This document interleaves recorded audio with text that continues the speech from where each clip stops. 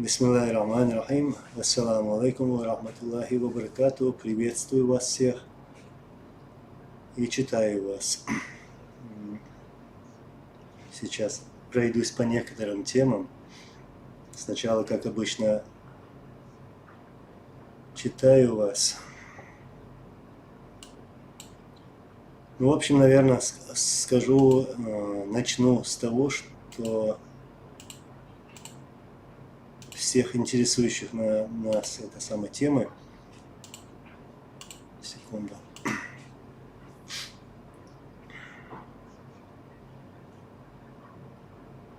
Ларло бая, да мола ларлурдо, дель караду шадига, царя воздела ашада, цаи дошлац.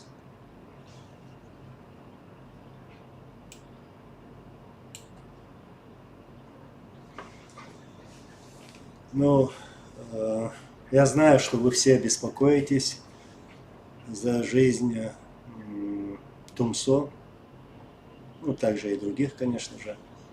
Вот. И буквально вот недавно я делал видео, говорил, что не нужно спешить с этой информацией. Как всегда, надеемся на лучшее, на хорошее. Тумсо наш брат, вот, как и вы, как и все остальные. Так что мы беспокоимся за него. Дай Аллах, чтобы все было хорошо, чтобы он обрадовал нас. Начну с этого, что 1 декабря я с ним связывался, пытался связаться, вот, и отправил сообщение. Сообщение дошло, то есть у меня 2 галки стоят, даже покажу вот здесь.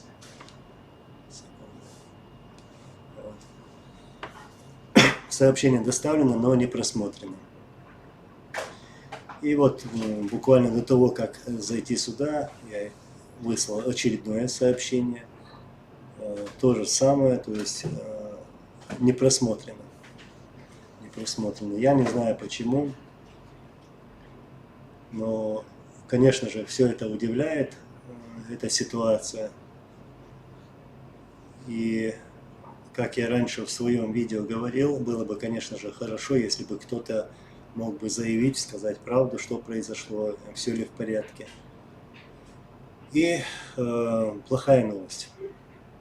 То, что я слышал, ну, я уверен, что вы тоже это слышали, наверное, многие. Ну, я слышал такое, что действительно было покушение. Вот. Покушение было. Тумсо жив.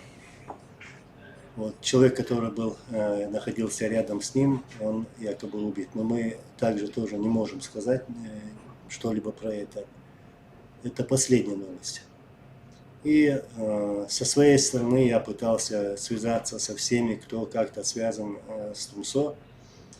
Затем мы связывались со Швецией, в шведских изданиях, газетах. Нигде об этом не говорится.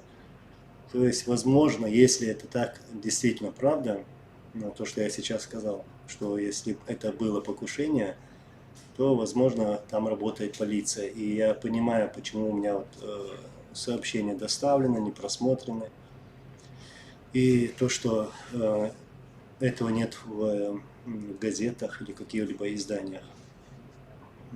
Вот такой мой анализ насчет этого. Мы переживаем, мы смотрим, и если какая-либо будет информация по этому поводу, то обязательно об этом сообщим. Иншаллах. Ва алейкум ассалам ва рахматуллахи ва баракатуху.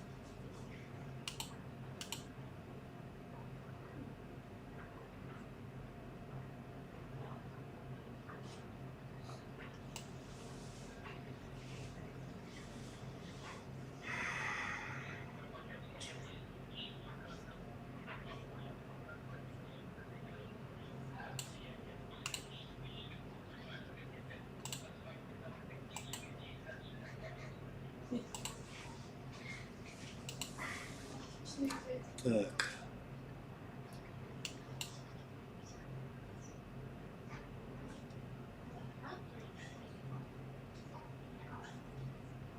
Ичкери Борс, ну, я только что об этом сказал, я ничего конкретно не могу сказать, лишь то, что слышал из вот, достоверных источников.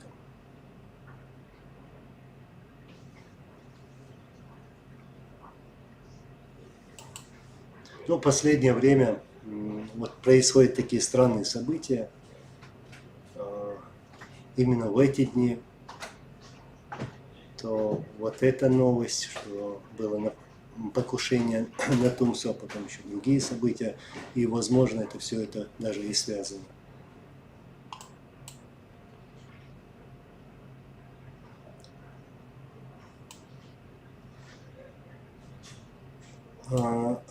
Вей ихватак. Хасан леца, цено леца хушум леца. Хам ха, и то сахит ряба дол чхтердуи, так, полиция ноишься, кайл дахан чхтердуқец, точно, конкретно цадитар шиит сахат леца. Иляс борс, дела сунцемаца яхнир, инц сагамот ханцемаец. Амбаду сайце йохитарят, сайте кюкшен тим более тутардас. Ицахомду. Окей, дальше. Сайман Хаяри, нельзя спросить официально у властей, ну, представь такая ситуация. Вот, если дело у полиции, то, конечно же, власти никак не прокомментируют и никакой информации не дадут.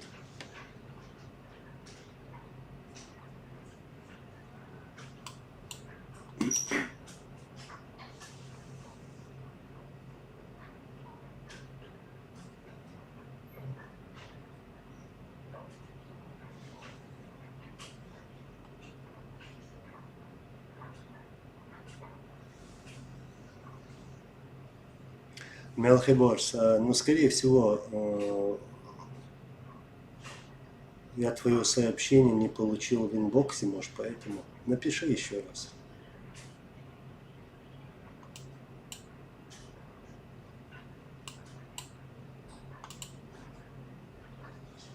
Алан назад, так, ты это Мелхиборс говоришь, да?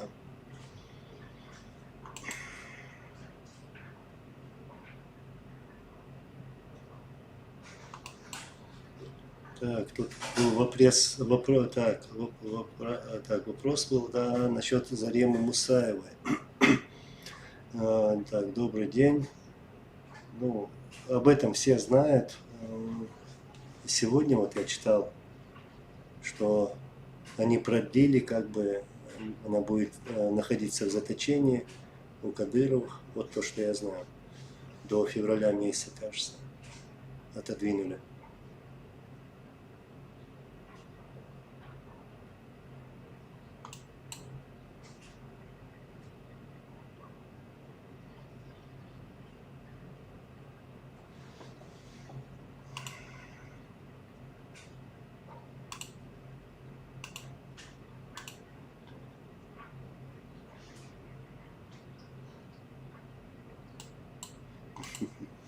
Седана Дарова. Я, конечно, умалчивал про это. Ты спрашиваешь, Анзор, с чем или с кем было связано твое отравление летом после конференции? Это было связано с тем, что я там находился и находился на этой пресс-конференции. Вот с чем это было связано. Знаете, это всего лишь начало. Я это чувствую. Сейчас все задергались. Вот, и в своем видео, которое я буквально недавно опубликовал, я уже говорил, что возможно сейчас начнется страшное.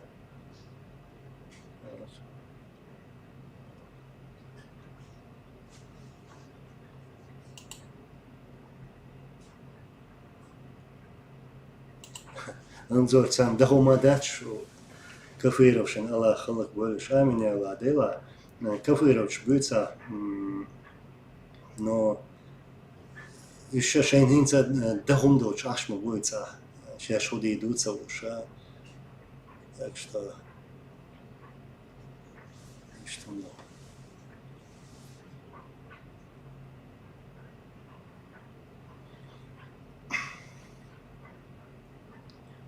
Андролют, ну в чем вина Заремы Мусаева?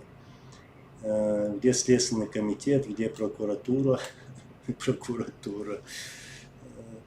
Знаешь, в России ситуацию России мы знаем, что там происходит, что они спокойно могут поймать человека, повесить какую-то статью, посадить, могут там пытать и могут даже убить в тюрьме.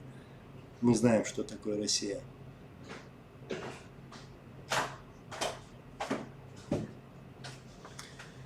Да. Седана, нас ни молотки, ни яд, ничто не берет. Все по воле Аллаха.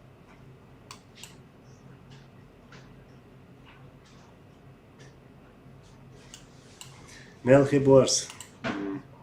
Насчет того, кто бегал по двору без одежды, охранники его завели в дом, говорят, совсем с ума сходит. Ну, это ты сейчас про Кадырова. Я тоже это слышал, что Кадыров, скорее всего, конечно же, под сильно действующими там, наркотическими веществами, видимо, на которые он в последнее время подсел. Мы это видим по изображению его физиономии. Вот. Что он ночью выбежал, говорят, бегал, потом его охрана поймала, привела. Ну, я тоже это слышал.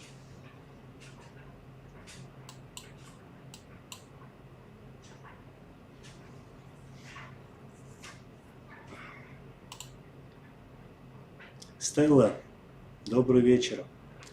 Хочу понять, кто действительно за чеченский народ, а кто за кресло президента и портфель, и снабдить всю родню, как это Кадыров делает. Я не буду называть имена, но, скорее всего, получается так, который хочет этой власти и готов сделать все, чтобы добраться до этой власти. Таким людям безразлично состояние народа, что они хотят. Так что вот так.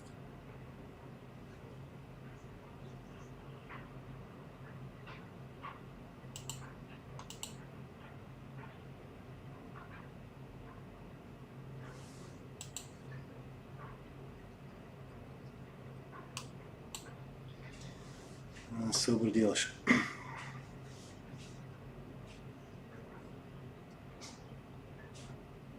Жиги. Шадик дель караду. Дель караду. Айса далаю. Валикум ассалам. Анзор хуига салама шалхду. Дейлер салама шалхду. Вайхан тихочу аль-хит яхон. Вайхан тихачу вайнах. Хитч. Дир демократия. Так, цундера غاسق спецслужб غاسق شنبال بیش بول نخ اش متخ بولا قیو علی لش دق بیت نشدو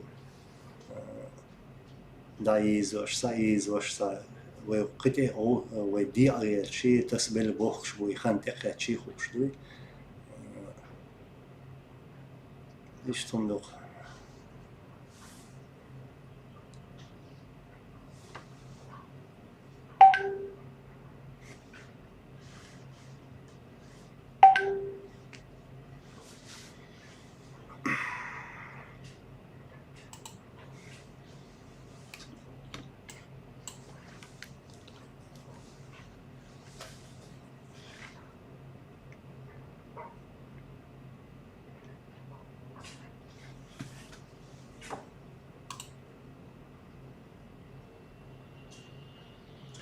Про Тунсу я только что говорил.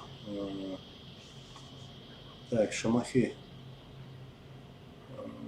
твой комментарий не прочитал. Но сейчас я опять повторю про Тунсу. Это есть люди, которые только что зашли.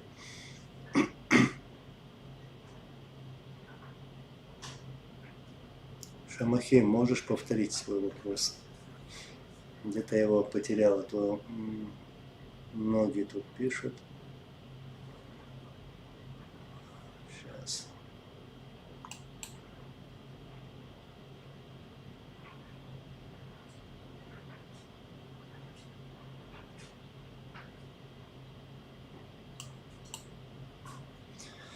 Ва алейкум ассалам ва раматуллахи ва баракату. Шамахи, я не видел твой вопрос. Теймиях, так, Теймиях 707. Про Тумсо новости нет. Пока никаких новостей нет. Я пытался связаться с ним 1 декабря. И буквально до того, как зайти сюда в эфир, я отправил ему сообщение. То есть сообщения доходят, но они не просмотрены. И, как я сказал чуть ранее, из достоверных источников мне сообщили, мне сказали, что действительно, что возможно, на Тумсо совершили покушение. И, как я слышал, человек, который с ним находился рядом, он убит, а сам Тумсо якобы ранен. Но я конкретно 100% сказать не могу насчет этого. А то слишком много слухов. И еще подчеркну, что в шведских новостях об этом ничего не говорится. Вот. Или же это полиция, наверное, власти запретили, не знаю. В общем, что-то все это странно.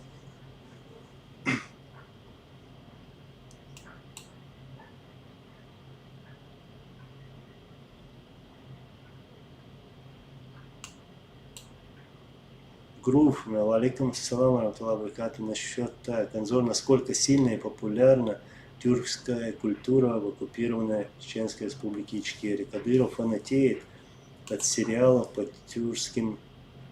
тюркских героев, но нас не поддержал во время войны в 2020 году. Но Кадыров есть Кадыров, он никак не представляет нас, чеченцев. Он представляет Путина, Россию и будет делать то, что скажет ему Путин. Вот. Он не будет как-то помогать азербайджанцам, не будет помогать другим. Я вот как много раз говорил, Путин его использует так, чтобы руками Кадырова рассорить наши народы. Чеченцев с дагестанцами, чеченцев с азербайджанцами, чеченцев с ингушами и с другими народами Кавказа. То есть вы это знаете, вот эти территориальные вопросы и так далее. Вот, специально вот затрагиваются вот эти темы, чтобы нас рассорить руками этого предателя чеченского народа.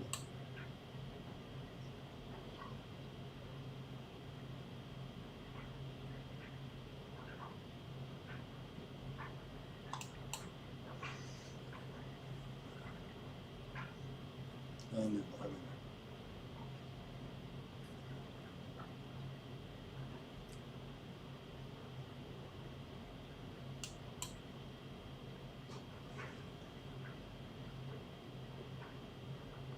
Сейчас, секунду.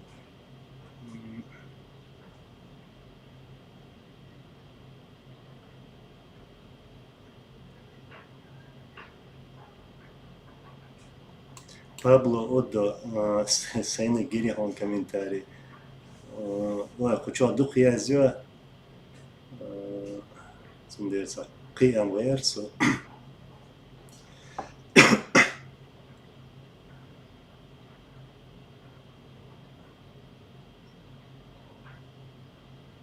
Я с ноутбука, поэтому как-то неудобно все это читать.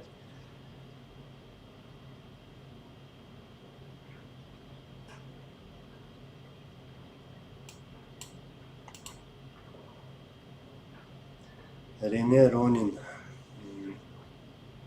насчет выборов в 1997 году, сразу после Первой русско-чеченской войны, Ну, кто сколько голосов набрал, я сейчас конкретно не могу сказать, но человек, о котором ты сейчас э, спрашиваешь, ну, можно сказать, он особо и не набрал голосов.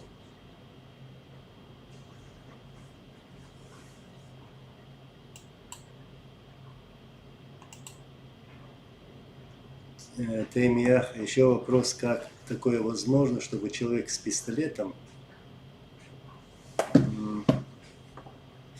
в Швецию попал? Ну почему? Везде есть преступность, в любой стране, в Америке, в Англии, в Германии, в Швеции, во всех странах.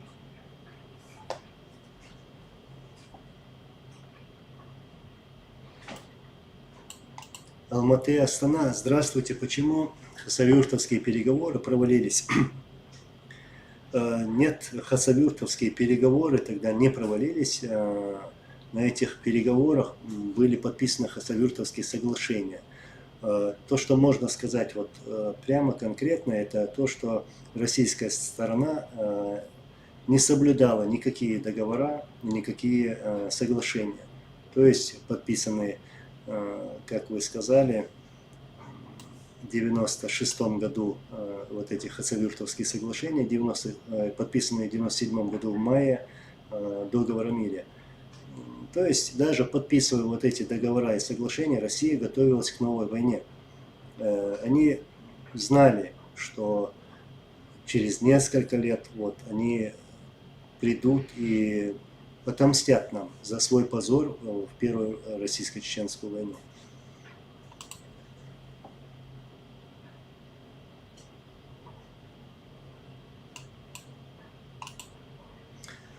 Абу-Бакр, Анзор, что ты имел в виду, что нас ждет страшное? Есть какая-то информация, что враги активизировались? Да, враги активизировались. И эти враги находятся рядом с нами тоже.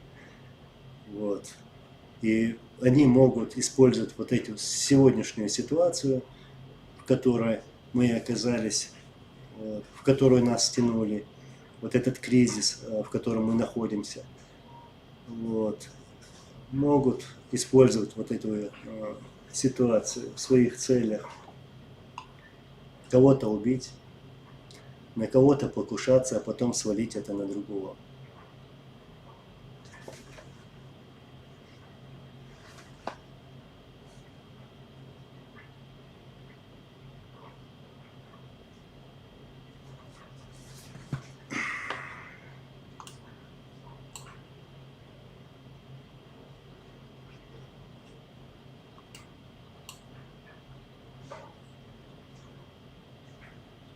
Грув. Вчера смотрел украинские СМИ, пишут, что ЧРИ скоро восстановят. Когда-то,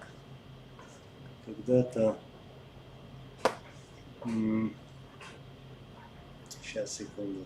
Когда-то 3 года назад это было всего лишь мечтой таких блогеров, как Тунсон. Мы предлагаем, Аллах располагает, вспомнил слова Муджаида. Ну, это мечта, это цель всего чеченского народа. Вот. И это скоро, иншаллах, произойдет.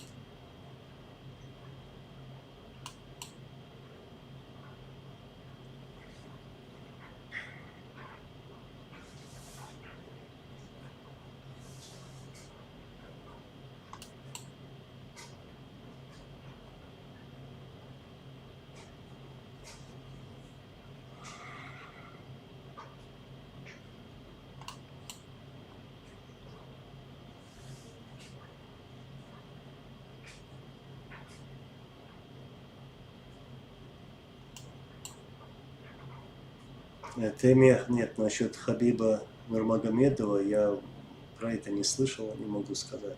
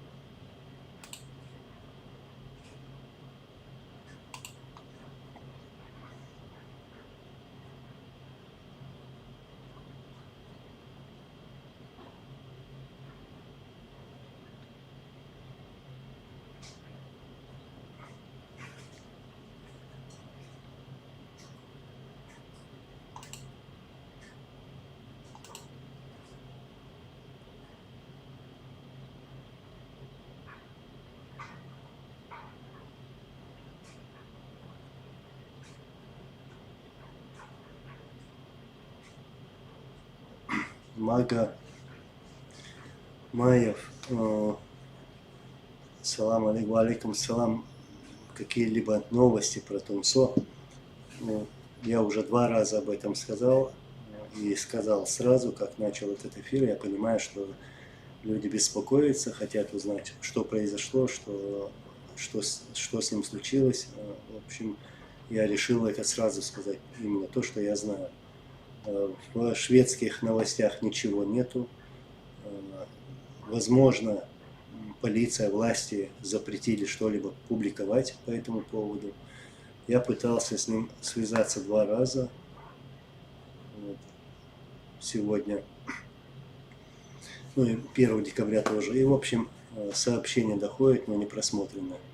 Все может быть, я точно не знаю, но то, что я слышал из своих достоверных источников, в общем, что действительно было совершено покушение, что человек, который находился рядом с ним, был убит, а сам Тумсо ранен. Ну, это то, что я слышал. 100% гарантии никакой нету, я не знаю. Вот. Ну, надеемся на хорошее, иншаллах, все будет хорошо.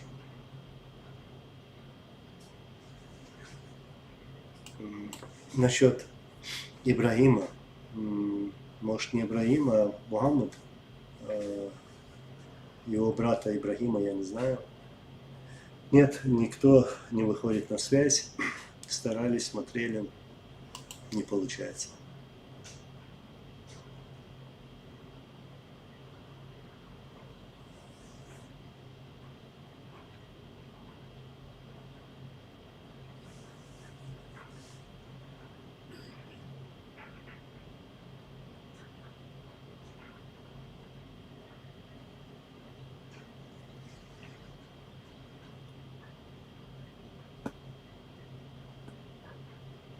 Джей Бонд, честно сказать, каждый мониторю, переживаю, очень надеюсь, что Тумсо жив. Иншаллах. Надеемся, брат.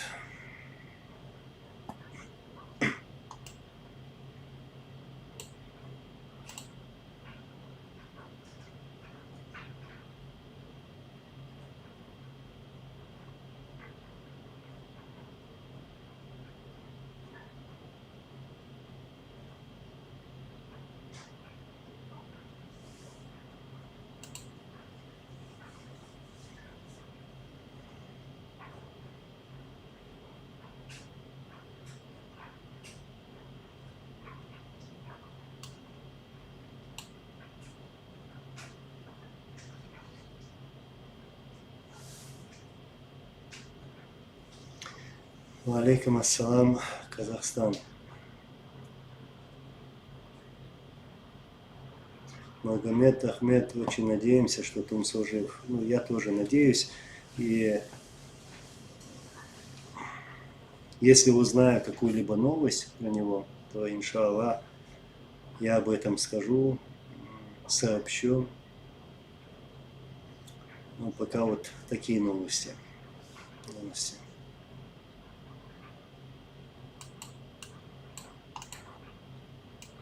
Тут еще одна тема. Буквально вот недавно запустили такую информацию. Я сейчас никакой ссылки давать не буду, чтобы не распространять эту ложь. Не буду распространять это, даже говорить, что это. Потому что это ложь. В общем, российские спецслужбы или же их какие-то работники, возможно, находящиеся здесь, вот, распространяют ложь, пытается обвинить в этом покушении каких-то определенных личностей, публичных личностей, которые выступают за Ичкерию.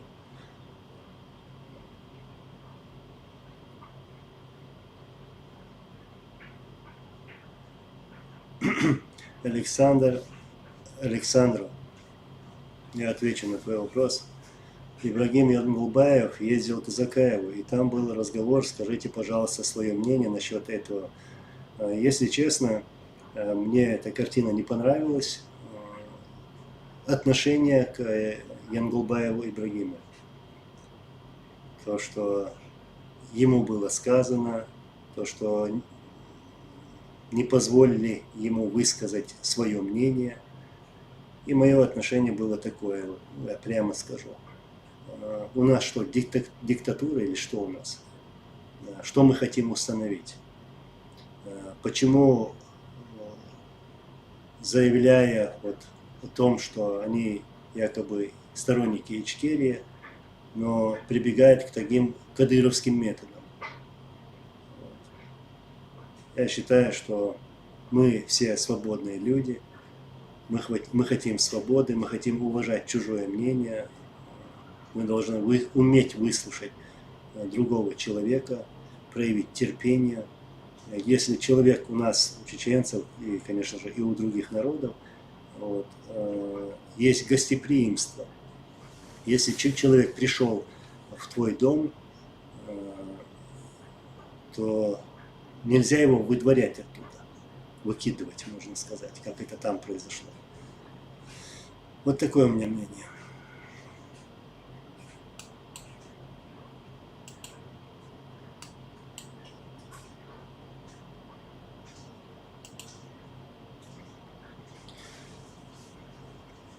Валейкум ассалам. Сколько еще будем терпеть и ждать, сколько можно эти нелюди добираются до наших братьев. Может, уже пора сделать из них аттракцион. Валейкум ассалам, брат. Всему свое время. Всему свое время. И каждый из них ответит, иншаллах.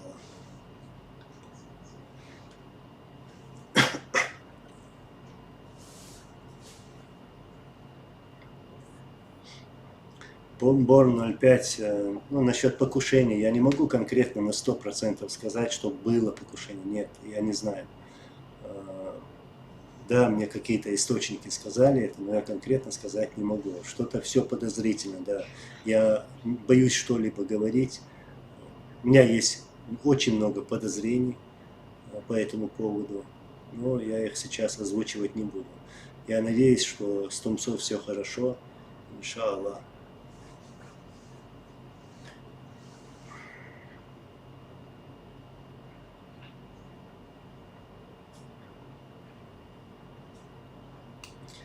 Шамахи, брат из Азербайджана. Я как-то 3,5 года там жил. Вот, меня так огорчает, когда Нохчи переходит на сторону врага. Это очень печально. Конечно, это очень печально. В любой войне были предатели, и такие предатели есть у любого народа. То есть не только Нохчи. Я уверен, что в войне в Карабахе было очень много предателей. Например, в войне в Грузии тоже, уверен, много предателей. В Украине много предателей есть. Есть такие и у нас, к сожалению. Вот. И хорошо, что мы знаем, кто они поименно, знаем. И знаем, что в один прекрасный день с них спросят за все то, что они натворили.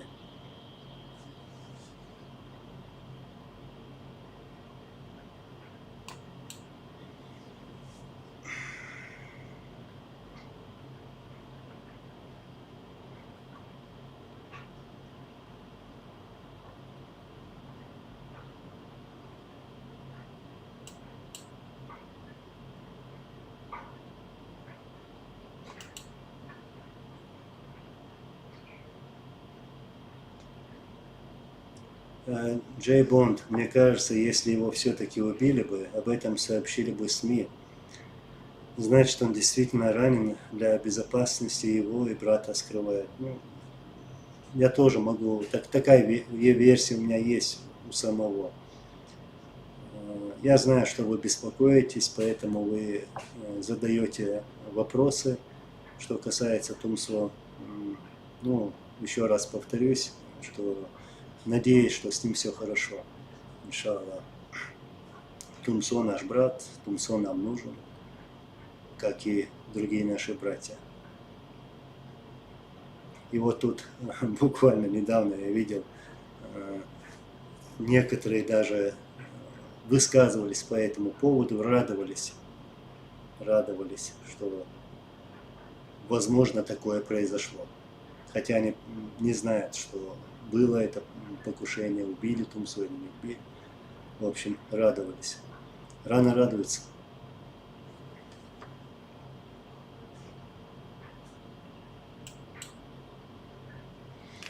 Давид Петров. Так, может, пожалуйста, прочитайте мой вопрос, Давид Петров. Где же твой вопрос? У меня просто экран, все это чат перескакивает, поэтому...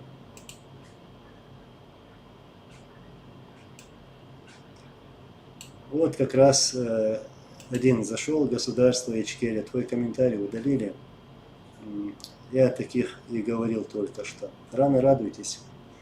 Рано радуйтесь.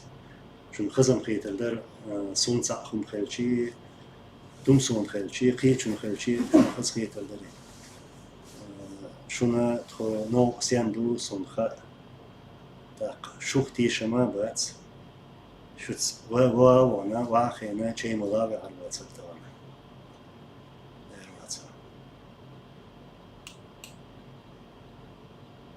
Давид Петров, сейчас, секунду.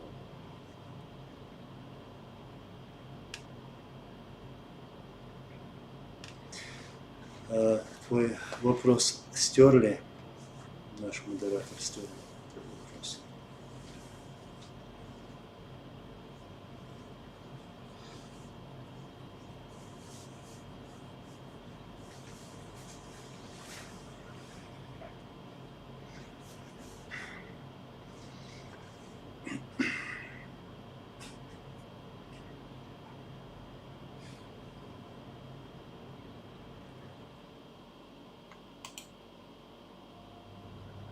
Давид Петров, дело в том, что мы женщин не обсуждаем. Вот такая позиция, нам нельзя, мы чеченцы. У нас свои правила. Шамахи. Все будет по воле Аллаха. Если бы мы боялись бы, то мы вот так свою публичную деятельность не вели бы.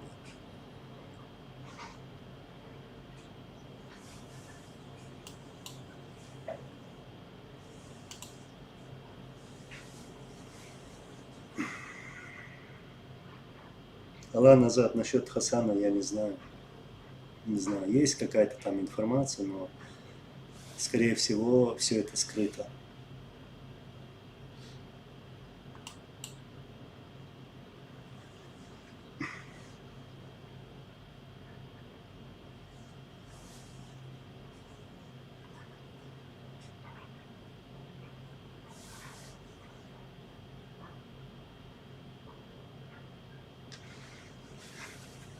Сейчас. У меня уже рука сама идет в телефон проверять вот сообщения, ну, которые я отправил Тумсо. Тоже беспокоюсь, как и вы.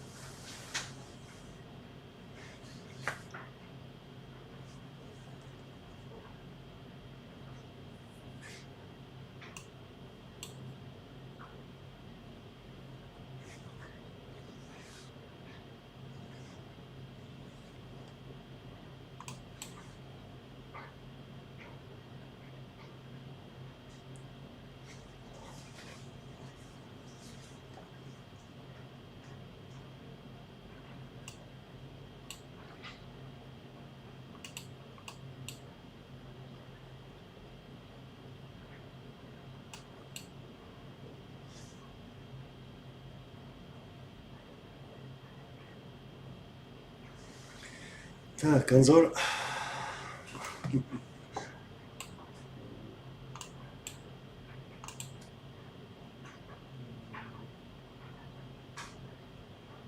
Гражданин Ютуба. Я прочитал твое сообщение.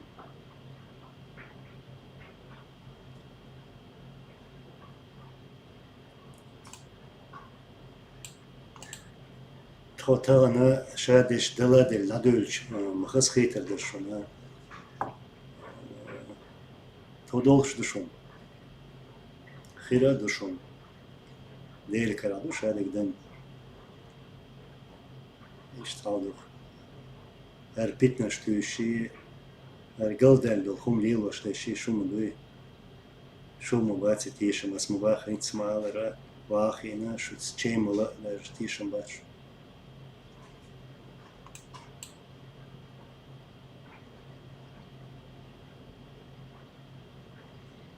Так, Али Рамазан, брат, алейкум салам, рамтуллах баракату.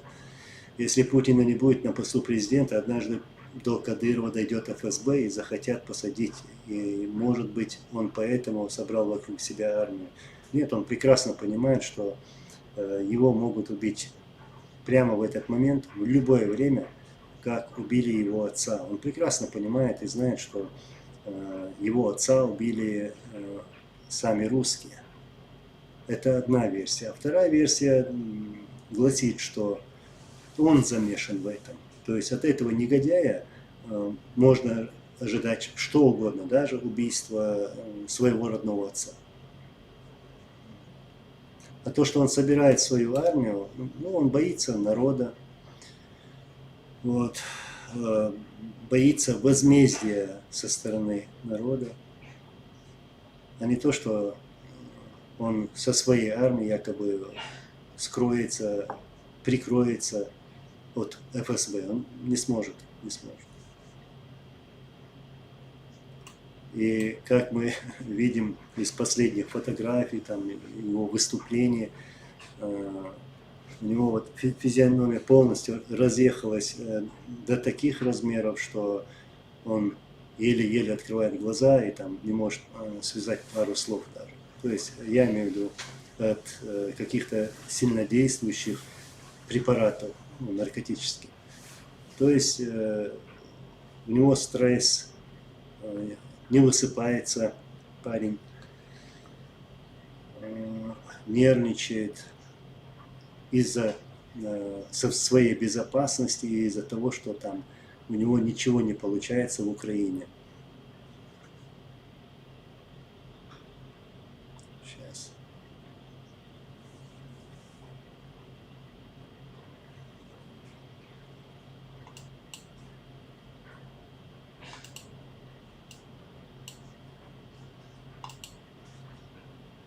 Мулахид. Так, Анзор Тумсо – это выдающийся человек. Он в свои 37 лет создал концепцию чеченского государства с чеченским правом на основе шариата. Храни его Аллах, великий человек, машаллах, аминь Аллах. Ну, насчет концепции чеченского государства. Я знаешь, наше государство создавали более умные и более мудрые люди, чем мы. Это начиная от Джохара Дудаева и кончая других наших лидеров.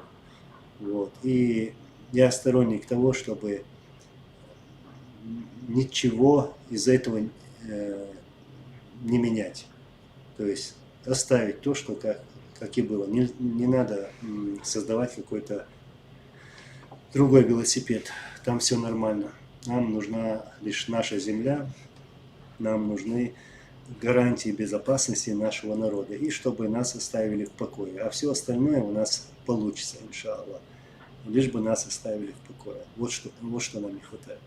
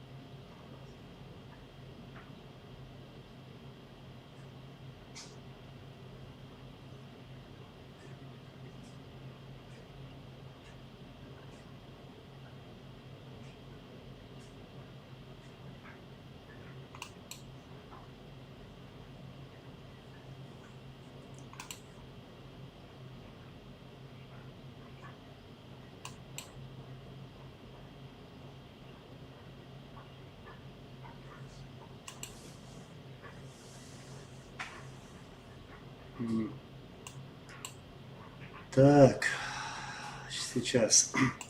Фри Ичкерия, Маршвол, брат.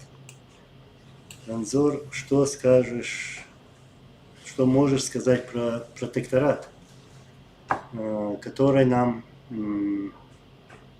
кое-кто навязывает? Особо дело. Сейчас, секунду. Кое-что проверим.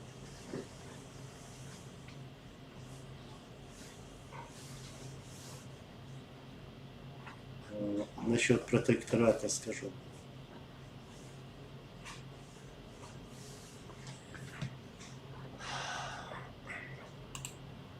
Ну, в общем, разберемся сначала, что такое протекторат. Сам перевод этого слова будет таким, это покровительство.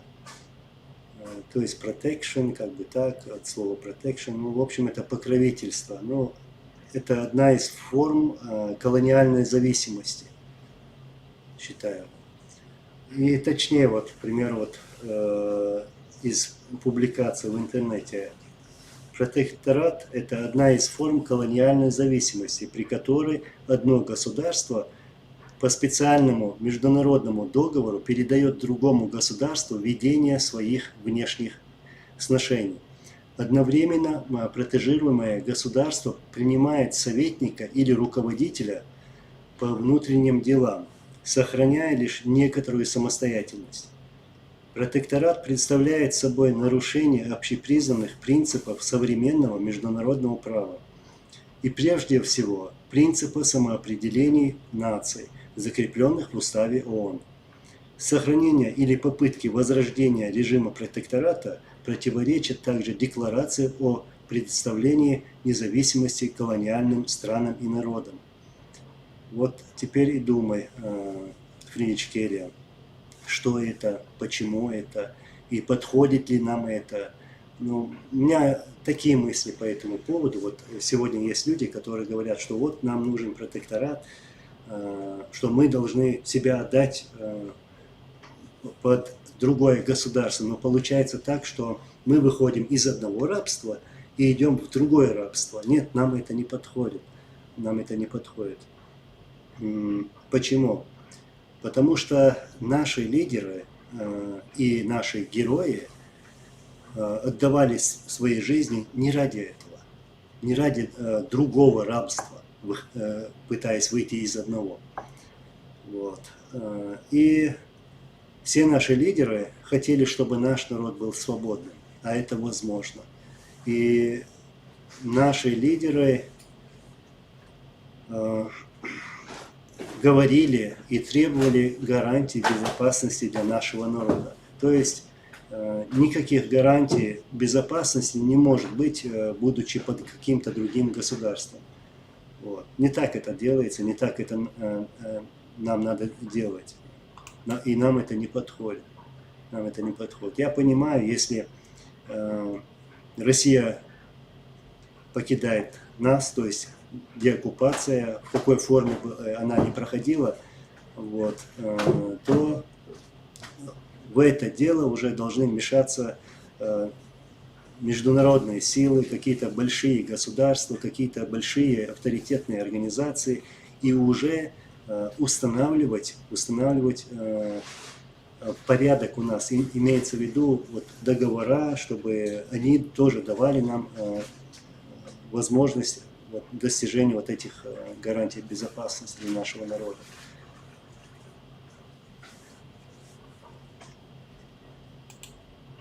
Вот такие мысли по этому поводу.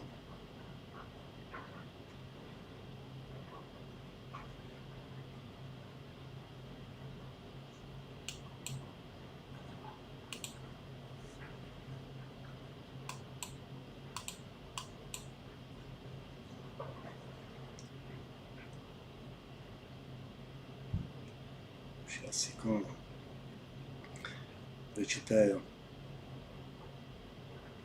Седана Дарова, да, протекторат – отсутствие самостоятельности вплоть до собственных средств защиты, то есть вооруженных сил. Ну, вообще, можно сказать, мы уходим в другое рабство, коротко говоря.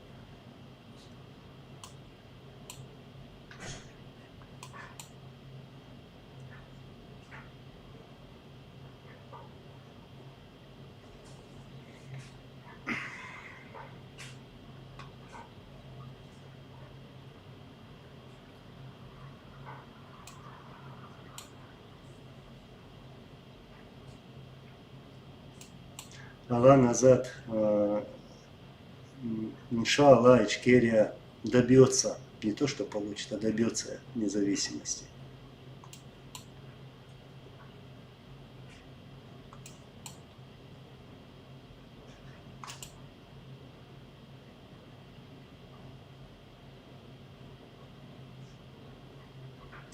Елена Подолинная, валейкум ассалам.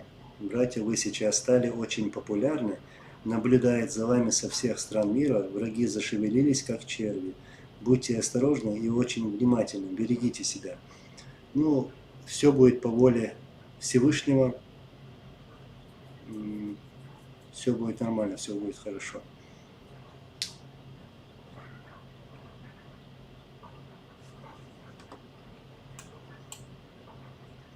Соня, сейчас, секунду. Уважаемые чеченцы, у меня вопрос, а что будет с Кадыровым и его семьей после того, как Чечня станет свободной? Ну, каждого будут судить. Особенно Кадырова. За все то, что он натворил по отношению к нашему народу и сегодня вот по отношению к украинцам.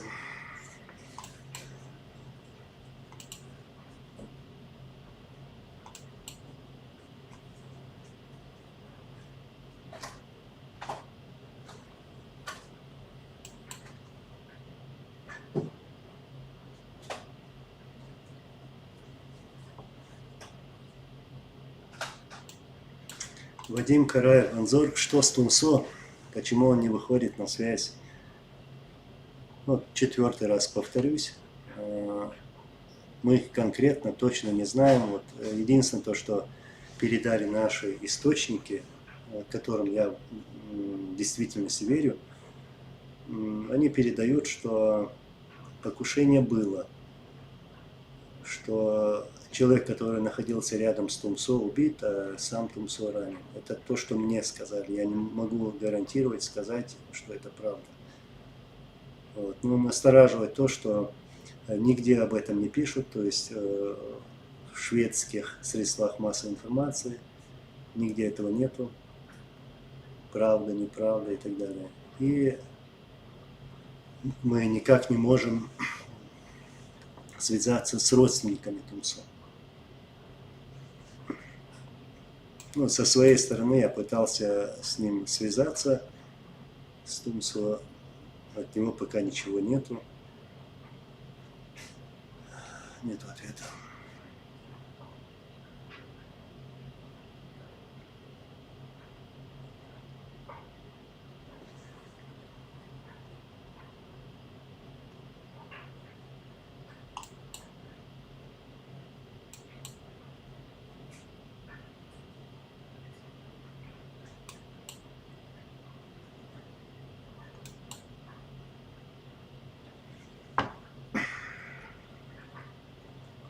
Чтобы они боялись ехать в Европу, да, в Турцию они уже боятся ездить. Но тут такая ситуация сегодня в Европе, что на самом деле они боятся высовываться.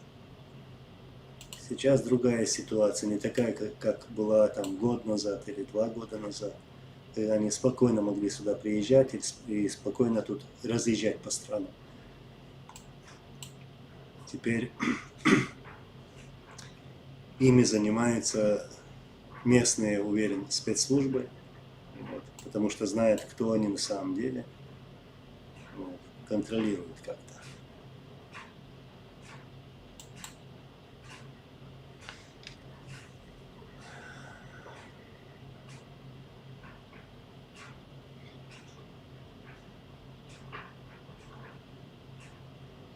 Алейкум ассалам варахматуллахи ва баракатуху.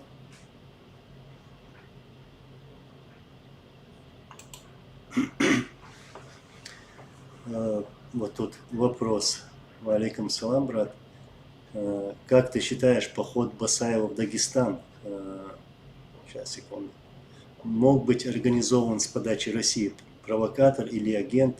Так, сейчас, куда делся вопрос твой?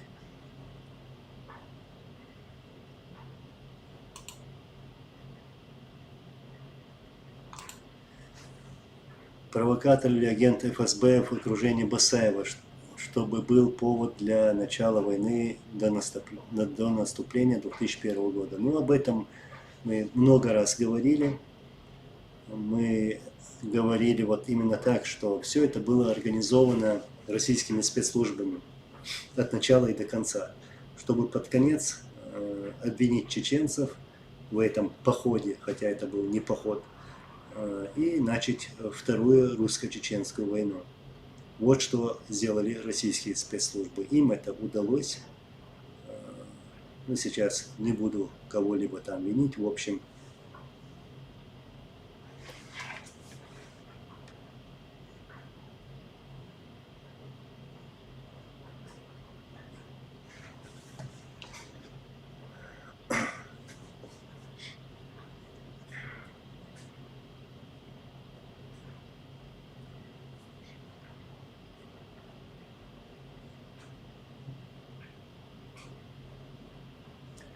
я только что сказал насчет Тумсо. Опять тут спрашивают. Уже 5-6 раз. Конкретно ничего нету. То, что мы слышали от некоторых знакомых людей, что совершили покушение. Человек, который находился рядом с Тумсо, он убит, а сам Тумсо ранен. Но я никак не могу сказать, что это правда. Все может быть. В общем, будем ждать и надеяться на хорошее, иншаллах.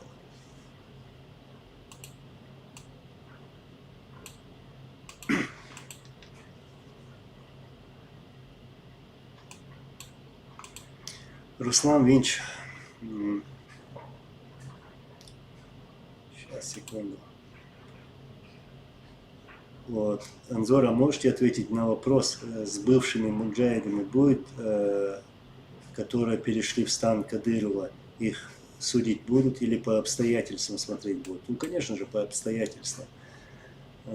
Кто он, что он сделал, что он натворил, какое совершил преступление.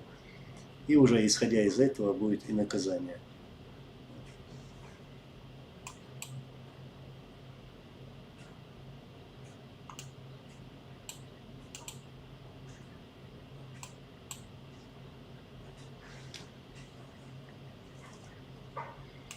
Фриду Маршева Нохчейн. Анзор, сможешь вспомнить, какого числа ты загрузил видео расследования бомбежки кладбищ? Я помню, было это на этом канале и в Телеграме. Не смог найти. Аллах, и я тебе сейчас примерно скажу. Это было в прошлом году, но где-то летом. Ну, точно конкретно дату я не могу сказать. Там про авиацию России. Вот, в поисковике у меня на канале набери вот так, примерно авиация Российской Федерации. Так. Вот. Как раз мне попали такие кадры, съемки, где сам летчик, этот террорист российский, снимал все на камеру, свои полеты в Ичкерию, и как он наносил ракетно-бомбовые удары по населенным пунктам, это Усмартан, горные населенные пункты, по Грозному, вот, и как он обстреливает мирных жителей, то есть именно беженцев, которые покидают город. Потом еще были съемки, где он наносит ракетный удар по кладбищу. Да, эти съемки здесь есть на этом канале.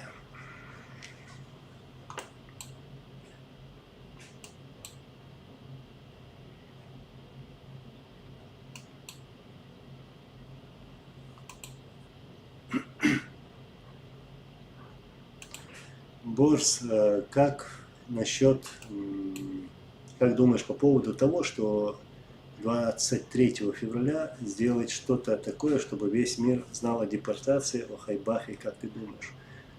Но у нас на чеченской земле очень много, буквально все населенные пункты, во всех населенных пунктах была пролита кровь, вот так. Это царская Россия, это Сталиным, Советским Союзом. и сегодняшней России. Вот. То есть, да, 23 февраля это дата, когда чеченский народ был насильственно депортирован в Казахстан, в Сибирь, в Среднюю Азию.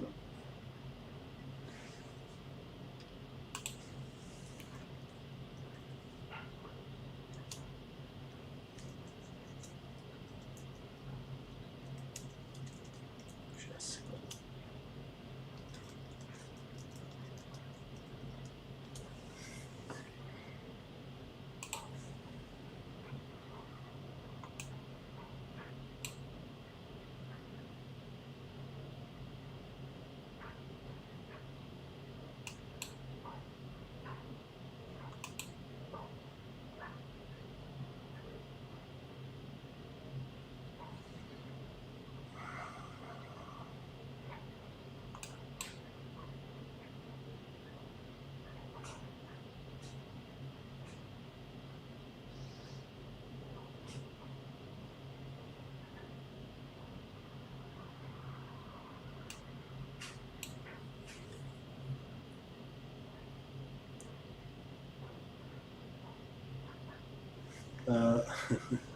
ФСБЧ,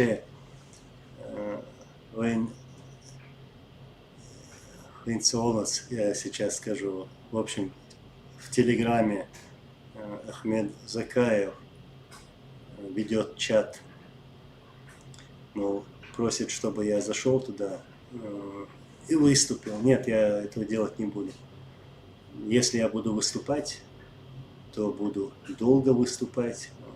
У меня есть много чего сказать. Но я на самом деле зашел, чуть-чуть послушал, не вынес этого и вышел. Я даже скажу почему. Ахмед сказал, что после Первой войны 85%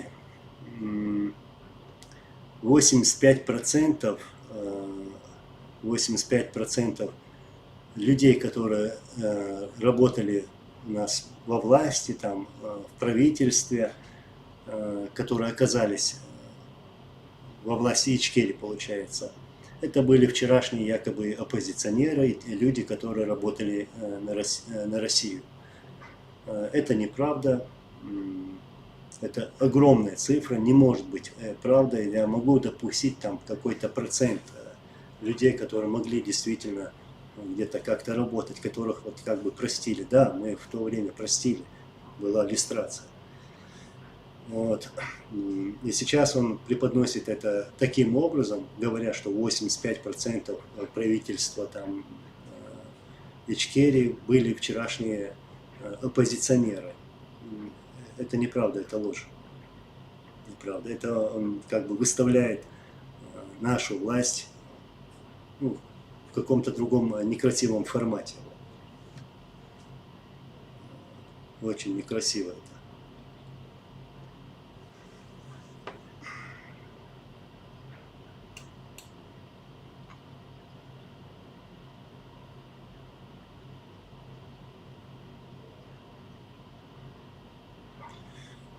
Доброй ночи.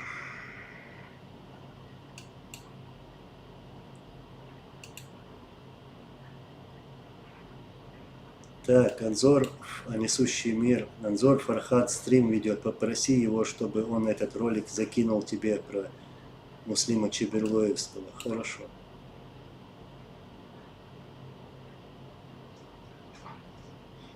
Резван Ларсанов. Не верю, что Тумсо убит. Ну, я тоже не верю, и не хочется верить. Иншаллах, все с ним хорошо. Иншаллах.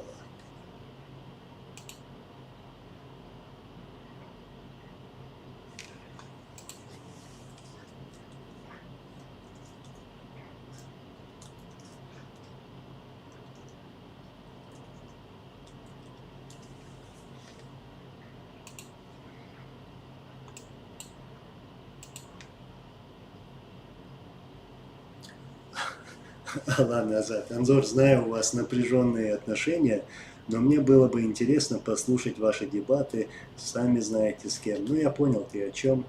Я, знаешь, я сегодня принял такую позицию, я не хочу участвовать в каких-то разборках, в каких-то дележках, в каких-то дебатах вот таких. Не хочу, не хочу.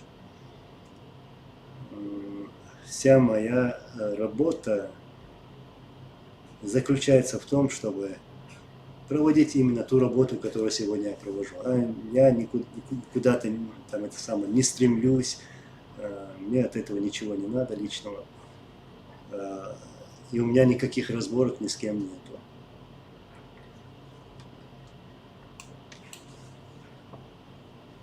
Алейкум ассалам.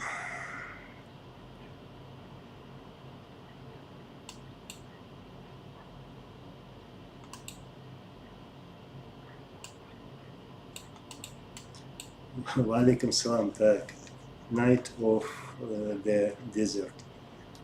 Планируется в ближайшее время какой-нибудь съезд или да? Если да, то где? Ну, я вообще был противник того, чтобы вот так поочередно проводили съезды. Это нас больше разделило.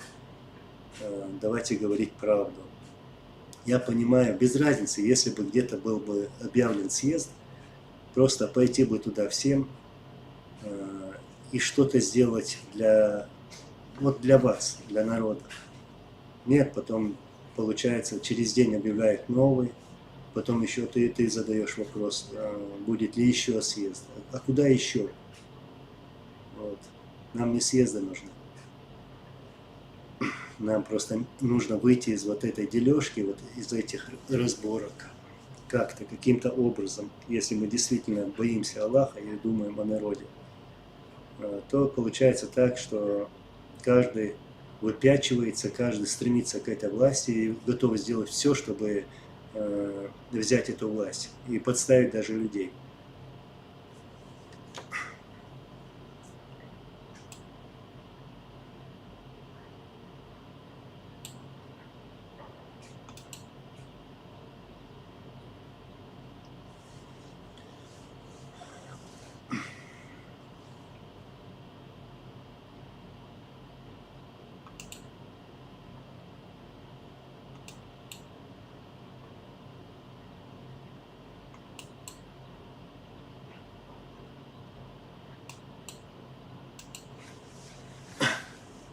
Адам Дарго. Недавно была конференция «Свободный Кавказ» в Киеве. Есть ли перспектива в этом? Ну да, я сам тоже участвовал в этой конференции в Киеве. Да, есть, но я сейчас просто конкретно говорить не буду, что да как. Там было много людей, кавказцев, украинцев. Как раз таки обсуждали наши дальнейшие действия кавказских народов.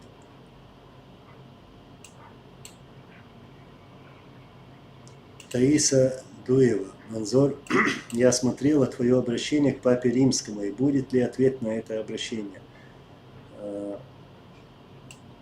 Насчет ответа я не знаю. Это обращение я делал на английском языке, затем на русском, а также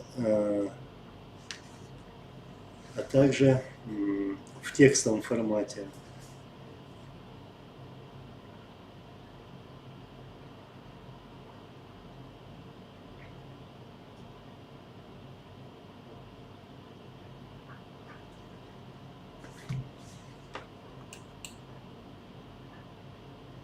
И вот, да, вот меня перебили. Мы связались с офисом Папы Римского, то есть не я лично, не мы лично, а вот как-то люди связались и уточняли про это интервью, которое он дал. И нам сказали, что Папа Римский имел в виду не чеченцев, не чеченский народ, а тех, которые выступают за Россию, то есть находятся российская армия, то есть, как мы называем их, кадыровцы.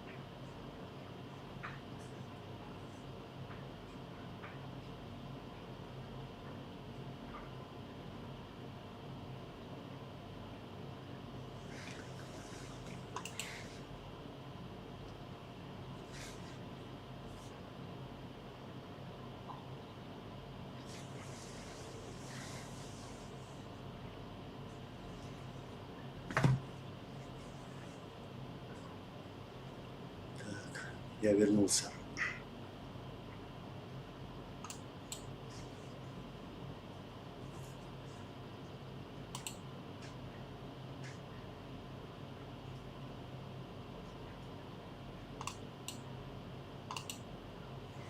Резван Ларсанов, Азор, ты не можешь позвонить брату Томсо? Я сделал все возможное со своей стороны, пытался узнать, вот, действительно все варианты испробовал, но люди молчат, и поэтому я не могу сейчас 100% что-либо сказать по этому поводу. Но я скажу и обещаю, что сразу же сообщу, если узнаю. Я понимаю, вы беспокоитесь, также и беспокоимся мы. Ну, еще раз повторяю насчет Хасана Халитова. Ну, там тоже другая ситуация. Да, некоторые детали я знаю, но все говорить я не хочу.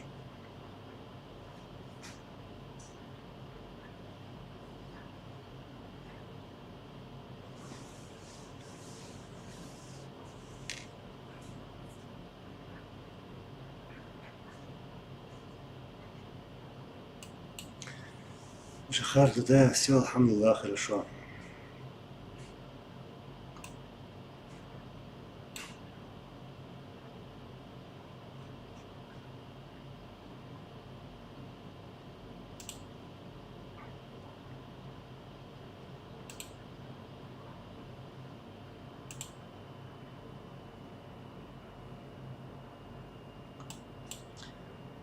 Джахар Дудаев, так, смотрел нарезки видео.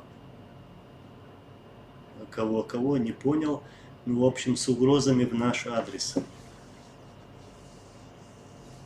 Интересно, кого видео? Кто это нам сейчас угрожает? А то их в последнее время много.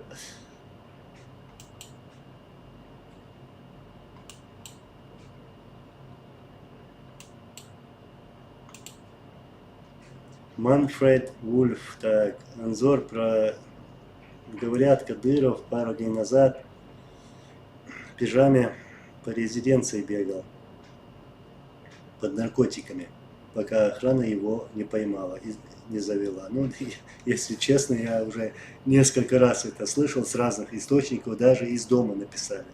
Представляете? Человек даже не побоялся этого написать, ну как новость сообщить мне, что вот такой случай произошел. Да, я верю. Человек теперь не принадлежит сам себе. Он принадлежит этим аппаратам, которых он употребляет. Вот эти наркотические вещества. Не знаю, там конкретные вещества.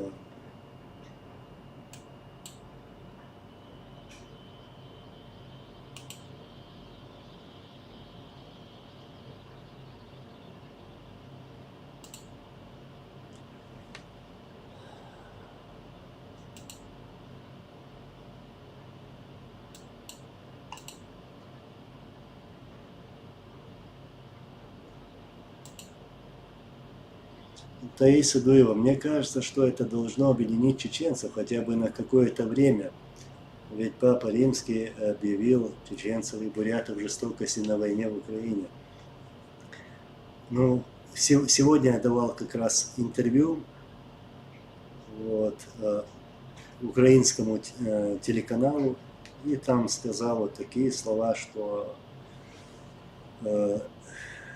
нет, как он сказал, брутальных народов, нет жестоких народов. Есть все народы одинаковы, все народы хотят жить в мире, вот, в том числе и мы. В том числе и мы.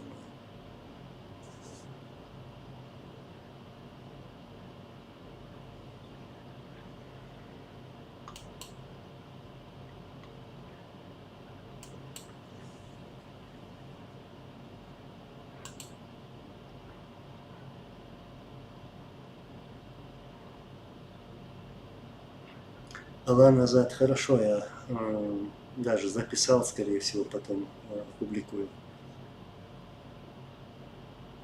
Kurok 03, ну да, хил язык, хил лацфан. إن دعوة شرا ألماني رس شوز خوزة ميرو بس إشتفيل شو حيش صادين فيديو يوقشي هو دوق تعاش بس نركودك شتى خوارون خا فيزرون أخ حي أبتيك الباب يشعير واع إنس تغن وين وش وقع.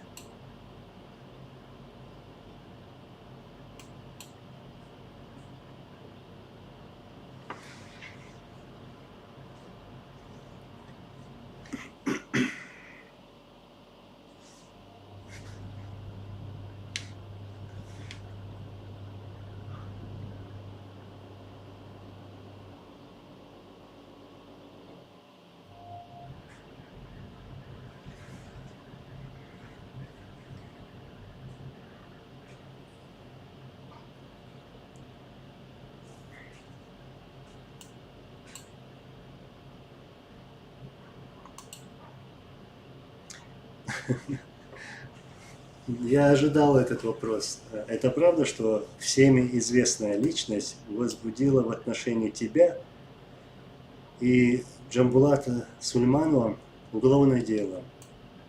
Да, подали в прокуратуру, завели уголовное дело.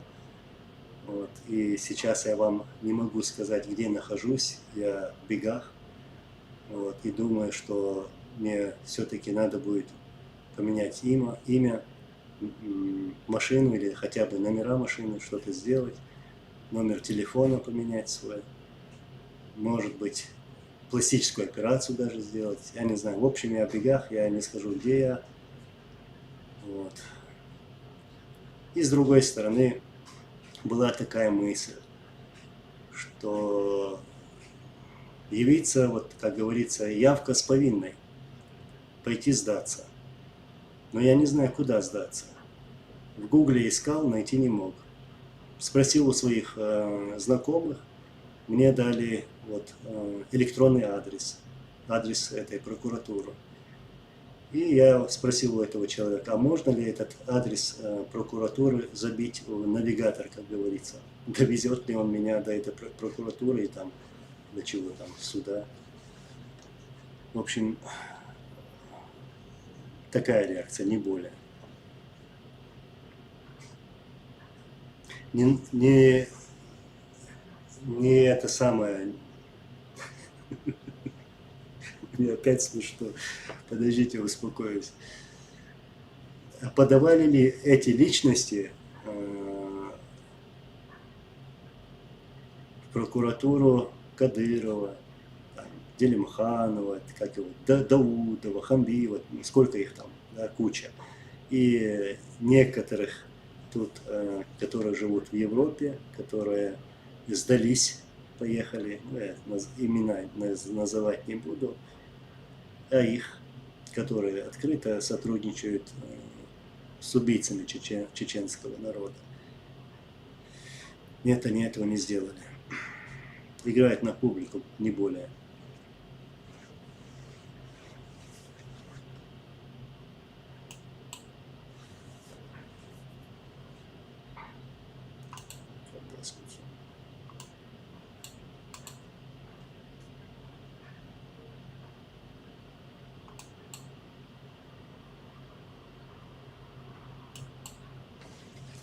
Сейчас, секундочку.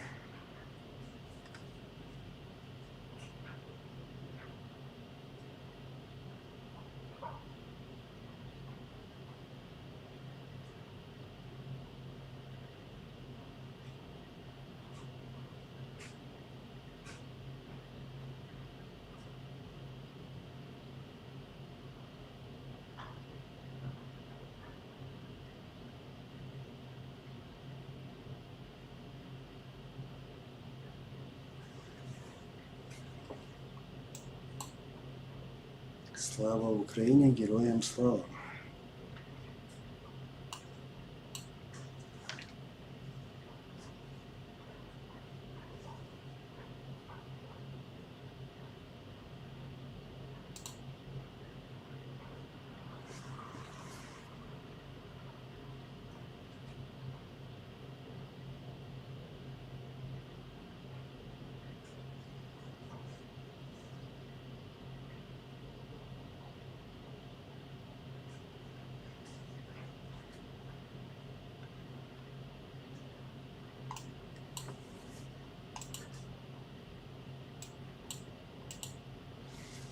Артур Микаэлян, добрый день, добрый вечер. Украина ведет борьбу за силы света. Эта борьба не должна остановиться, это спасет все народы от Кремля. Карфаген должен быть разрушен. Должен быть. Согласен.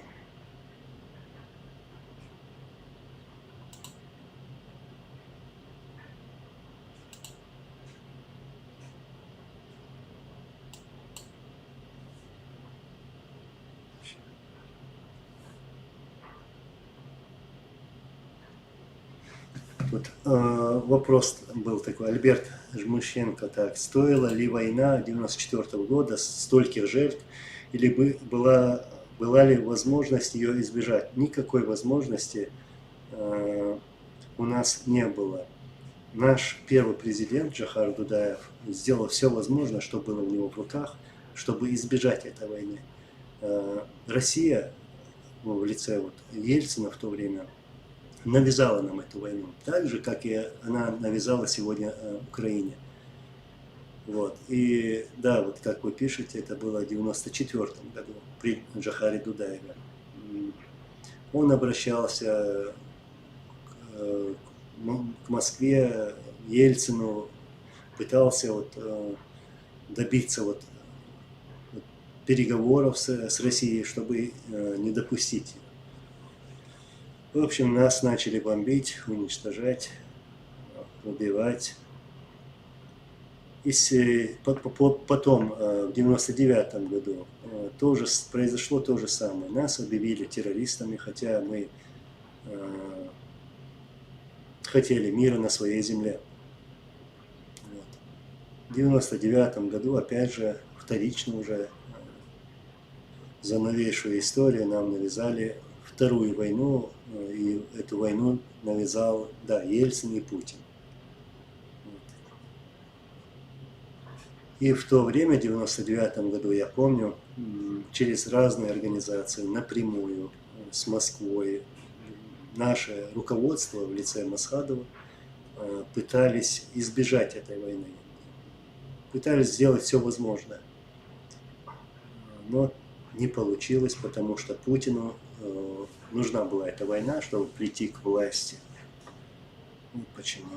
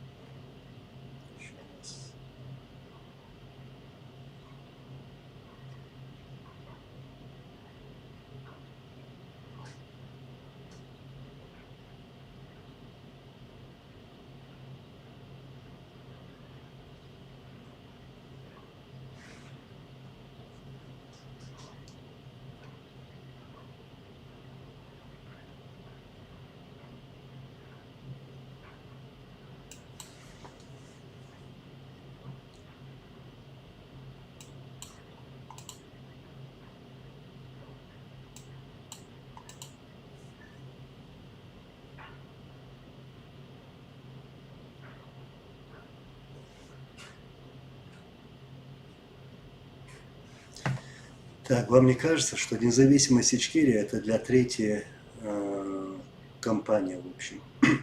Я больше уверен для того, чтобы начать войну потом. Нет, почему? Наоборот, имение Кадырова сегодня это повод для того, чтобы начать, как говорят, третью войну.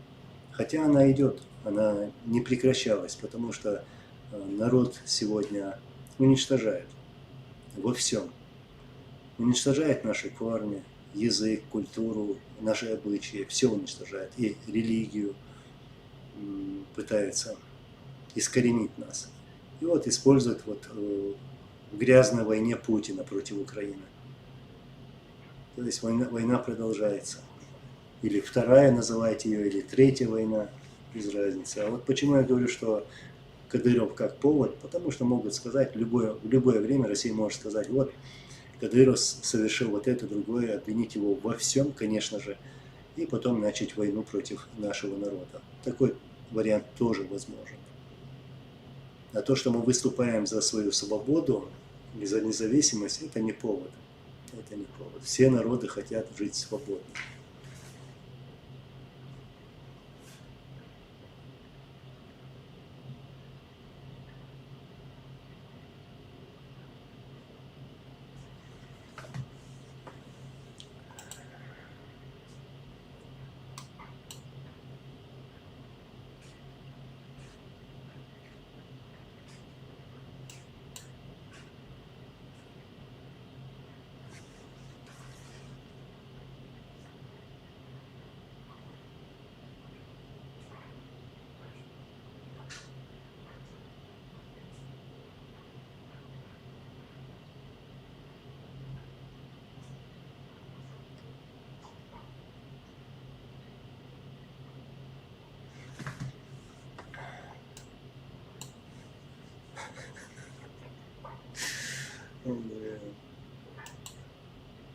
Yeşil alırmayız.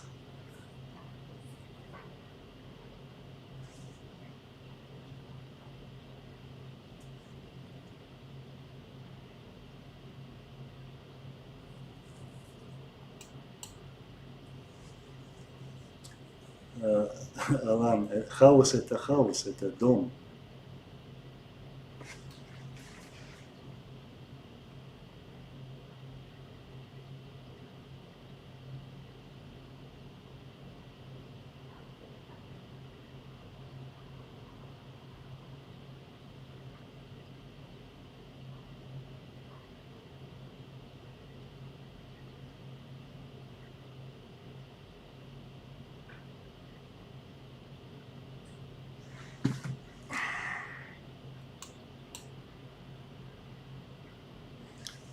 Night of the Desert. יום עצמו פריז בעיה, צחה.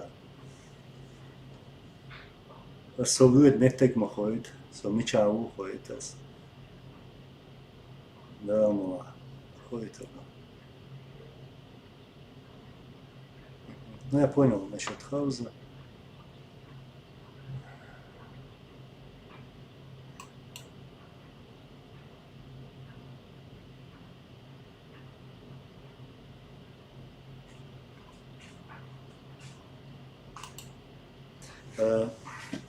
Ахмед Ибрагимов, Анзор, ты помнишь Лечу Холтыгова? Да, конечно, помню. Я его помню еще с 94 года. Вот мне запомнился тот момент, когда он выступал на митингах перед президентским дворцом.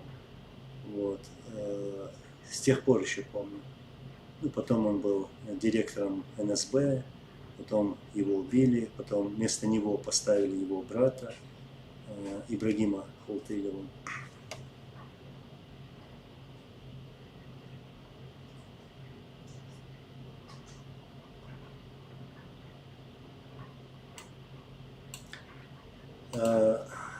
Четырнадцатька Морти Анзор Сашиду Ашала Двак Парадака Хайн Двак Парадак Бо Дередух Вай Уда Алиш Маю Вай Мерш Нахмаду.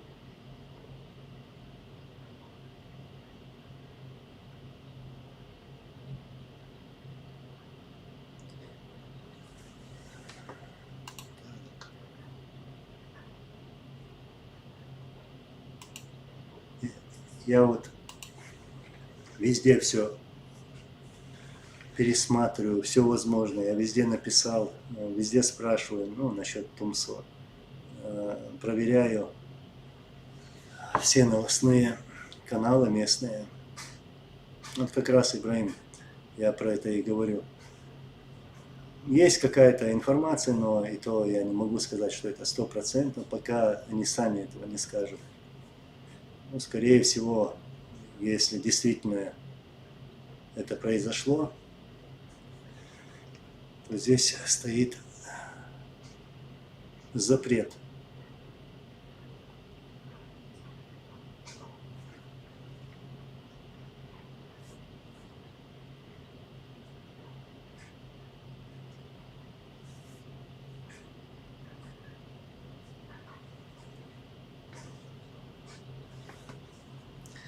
Так, а Ибрагим Хултыгов, Стан Кадыров переметнулся, я с ним общался, гордится своим братом безумно. А Лечи было бы стыдно за него, наверное. Ну, Лечи действительно был героем, нашим героем. Насчет Ибрагима я ничего не хочу сказать, лишь скажу то, что ты написал. Он свое место нашел.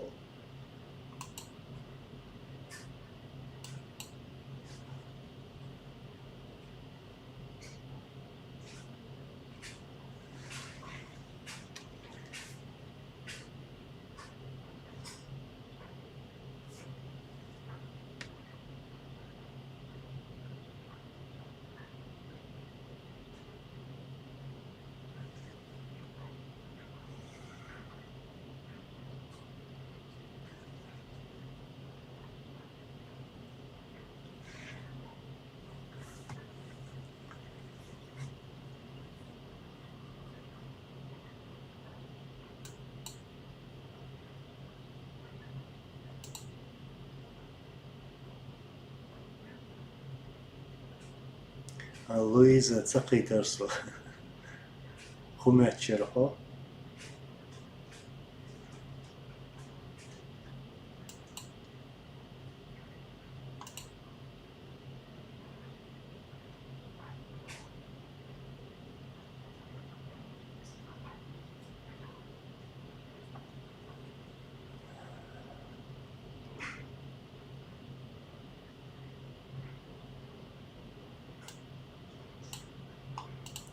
Не отступать и не сдаваться, полный вперед, Алла эту был. Массира было, Алла эту, Алла не свою руку, массухумно. Арцазам, иштзам, ничего собри халди, что вы, массухумантя, Алла эдок.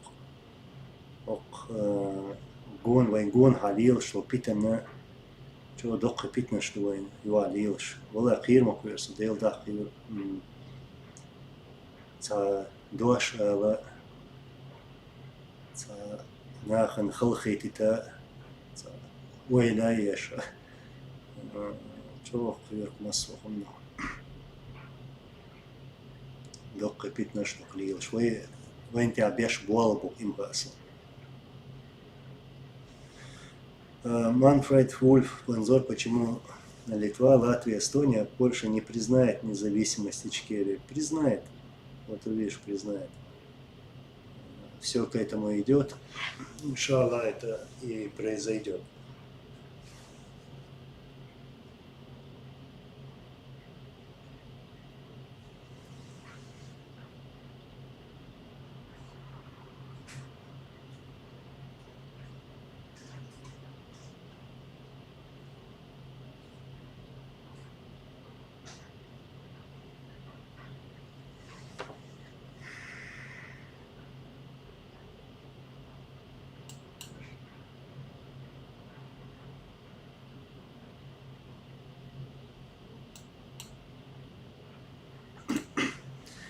Алейкум ассалам. Можете пояснить, почему беглые чеченцы хотят независимости Чечни? Люди жить лучше станут? Вопрос. Ну, не беглые чеченцы, а люди, чеченцы, которые временно покинули свою родную землю. Вот. Из-за действий Путина и его марионетки, этого ушлепка Кадырова. Вот. Почему мы хотим? Потому что мы знаем, что когда у нас будет свобода, когда у нас будет независимость и гарантия безопасности нашего народа, вот тогда все будет спокойно. Вот почему. Вот почему мы хотим. Этого хотят не только те, которые живут на чужбине. Этого хотят также те, которые живут на нашей родной земле, под этим гнетом, под этой диктатурой. Вот. И надеяться, что скоро все изменится в лучшую сторону, что режим Путина падет, что уйдет вместе с режимом этот Кадыров. Вот на что надеются люди.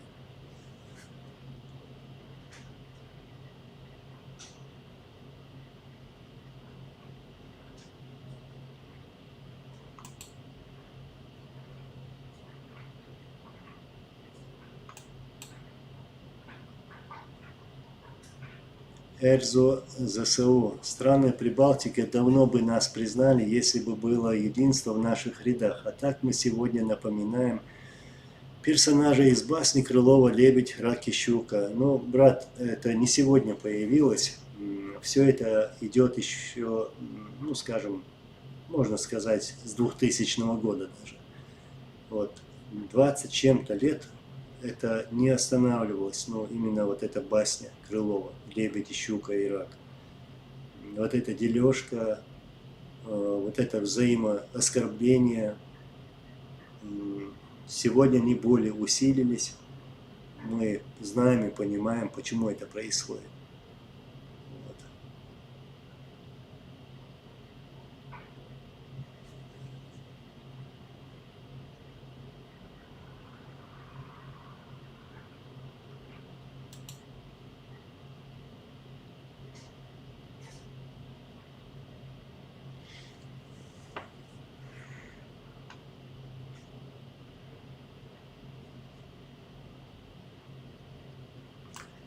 Ну что, если больше нет вопросов, я, скорее всего, завершу эфир.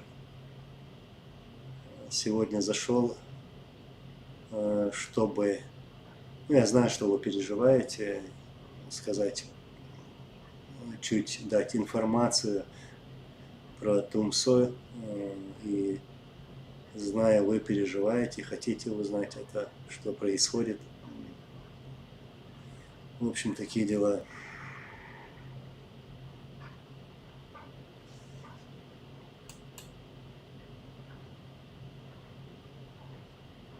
Билал, валейкум ассалам, ва баракату. Allah reis hırsavaş, Allah gazet qobul hırsı masera ve daban vejri yejri والله تسير دوحة دوحة ديل دوحة تسير دوحة ويقوم دوحة تجيم ضرت داخش دكم خدر ويتا ضرت هذا كان تعليل شتوكم شدعتي تنديتا ديتنا تغوش دقيقة تدوشة تعبير تاخم ليلي شتكم خدر ويتا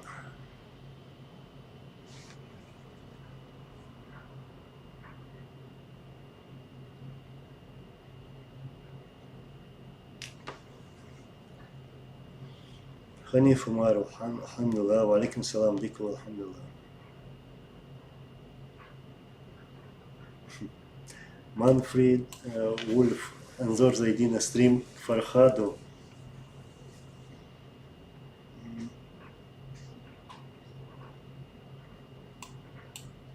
Фархад молодец, ну мы так иногда общаемся,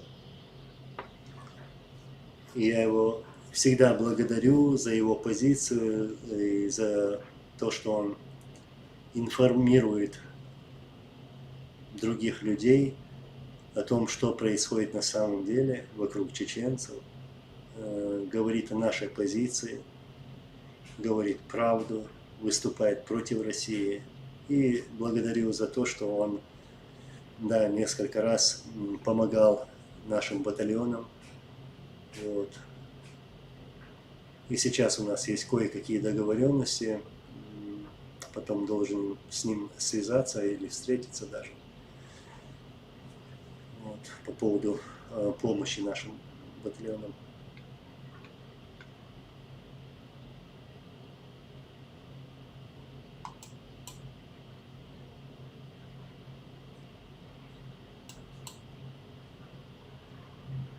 Гуно, да, ты прав. Пока мы не научимся уважать мнение наших оппонентов, у нас не будет единства. А этого уважения, к сожалению, не будет у нас. Да, ты прав.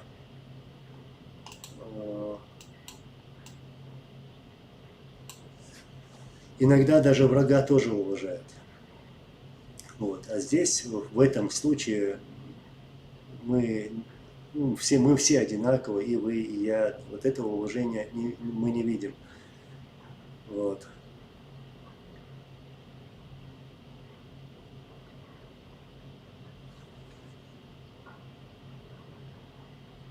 Все те личности, о которых я сейчас говорить не буду, проявляют какое-то высокомерие по отношению друг к другу. Вот что нам мешает.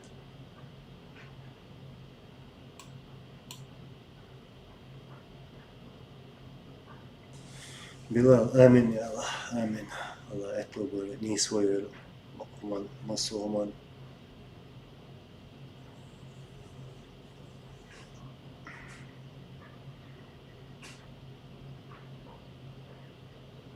Мувахид, амин, я Аллах, амин.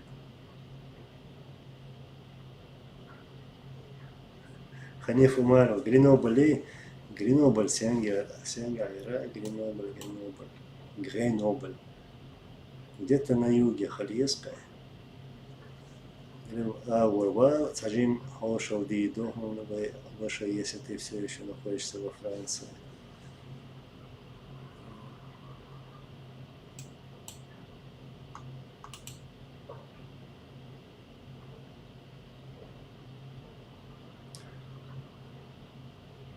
Амин, амин. Надеемся. Надеемся.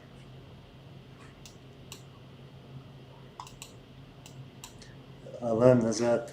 Насчет Фархада ИГИЛа я об этом никогда не слышал. Слышу первый раз и не верю.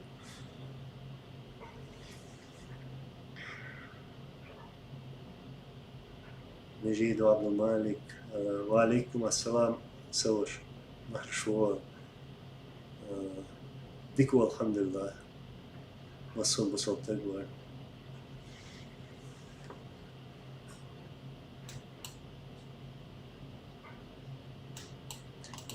Так. Сейчас, секунду. Почему Джохару, Джохар Дудаев, Анзор, почему Джохару удалось объединить народ и вдохновить на борьбу, а сейчас не получается? Ну, сейчас другая ситуация, и у русских другие методы, самые изощренные. Вот. А в то время, тогда это все начиналось.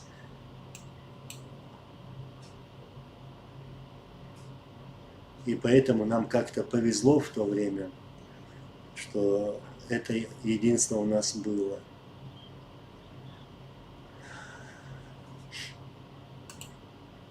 Так, Борис, валейкум салам, брат. Как прошла встреча с таджикским оппозиционером Мухиддином Кабири в Польше? Надеюсь, в будущем видим совместные мероприятия. Ну, если честно, я не понял вопроса.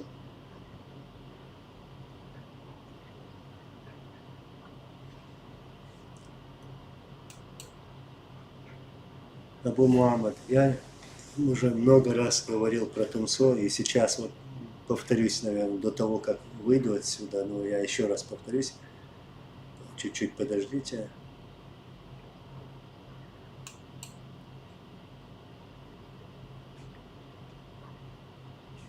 В общем, я сейчас буду выходить.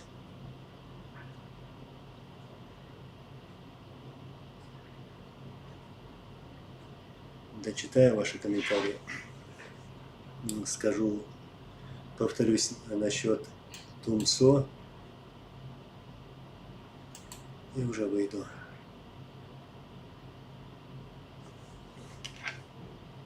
Сейчас, секунду. Аллах назад. Всегда рад видеть тебя и всех наших братьев и сестер. В общем, еще раз проверю телефон.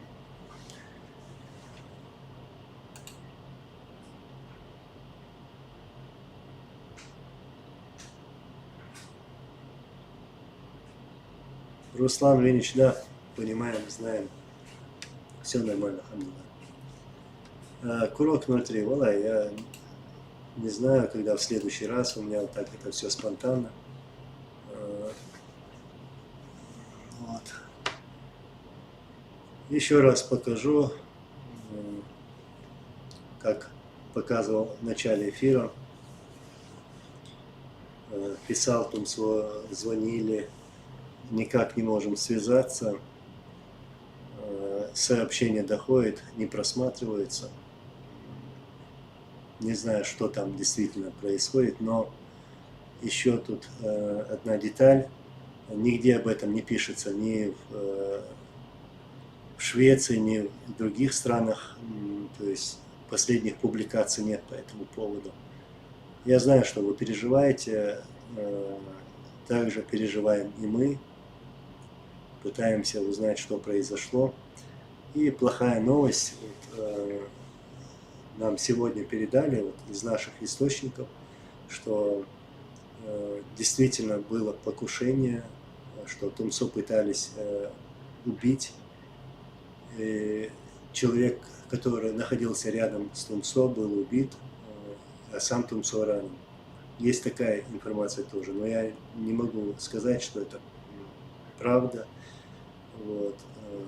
Но надеемся, что с нашим братом все хорошо, иншаллах. Вот. Будем молиться, делать дуа, иншаллах.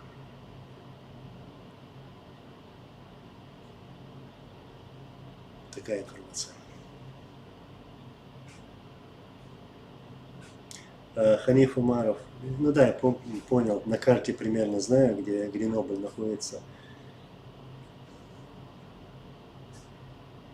Иншаллах. Ну, спасибо вам за ваши вопросы. Кавказ, модератор заблокировал, да? Не, наш модератор, самый лучший модератор, наш брат. Allah рейсхуй масана, дал дикнек дуэр, дал нисуюэр. Иншаллах, дикнек хирду. Все будет хорошо. По воле Аллаха, иншаллах. Еще раз благодарю всех. Allah рейсхуй масана.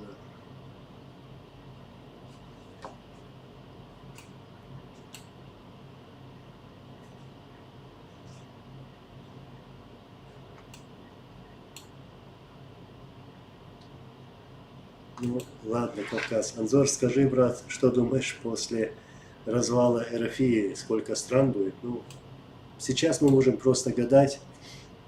Ну, я просто скажу, я надеюсь, что это произойдет, что такая страна больше существовать не будет и не будет угрожать нашим народам, вот, украинцам, грузинам, чеченцам, дагестанцам, балтийским странам.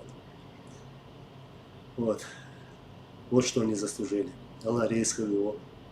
Еще раз благодарю. Ассаламу алейкум ва рахматуллахи ва баракатух.